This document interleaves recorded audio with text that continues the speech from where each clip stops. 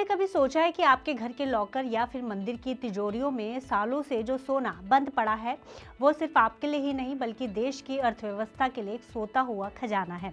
सोचिए, अगर आप अपना सोना बैंक में ठीक वैसे ही जमा कर सके जैसे कि आप पैसा जमा करते हैं और उस सोने को देश के बिजनेस में इस्तेमाल किया जाए और आपको आपके रखे सोने पर कमाई भी हो, तो कैसा रहेगा?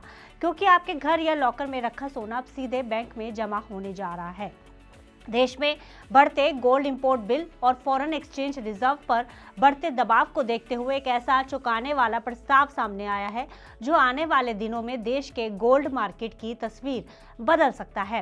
भारत के सबसे बड़े ज्वेलरी ट्रेड ऑर्गेनाइजेशन यानी कि all India jewellers and Goldsmith federation ने सरकार से देश में एक रेगुलेटेड बुलियन बैंक फ्रेमवर्क बनाने की मांग की है।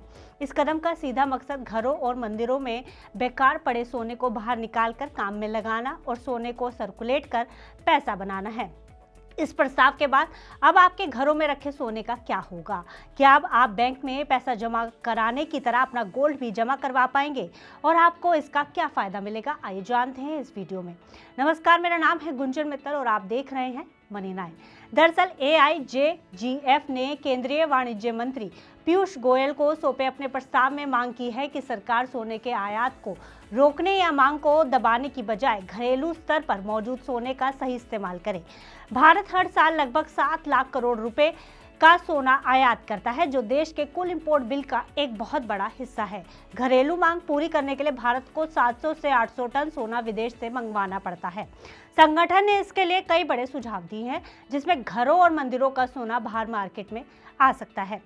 भारत के घरों, धार्मिक स्थलों और गोल्ड ETF के पास भारी मात्रा में आइडल गोल्ड यानी ऐसा सोना जिसका कोई इस्तेमाल नहीं हो रहा, उसका इस्तेमाल किया जा सकता है।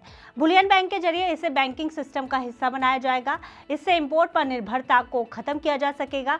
इस फ्रेमवर्क के तहत जूलर्स, रिफाइनर्स और एक्सपोर्टर्स को घरेलू स्तर पर उपलब्ध सोना ही उधार के रूप में मिल जाएगा, जिससे नए सोने को विदेश से आयात करने की जरूरत बेहद कम हो जाएगी। इससे फॉरेक्स आउटफ्लो में कमी आएगी। सोने के आयात में भारी कमी आने से देश का कीमती फॉरेन एक्सचेंज बाहर जाने से बचाया जा सकेगा। इसके लिए गोल्ड ETF से भी परमिशन लेने की बात कही गई है। संगठन ने मांग की है कि गोल्ड ETF को अपने फिजिकल गोल्ड होल्डिंग का एक हिस्सा रेगुलेटेड स्ट्रक्चर के तहत उधार देने की अनुमति दी जाए, ताकि बाजार में लिक्विडिटी बनी रहे।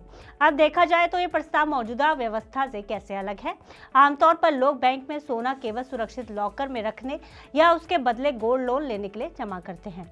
वहां भी सोना इकोनॉमी के लिहाज से इनएक्टिव ही पड़ा रहता है, यानी कि उसका कोई इस्तेमाल नहीं होता।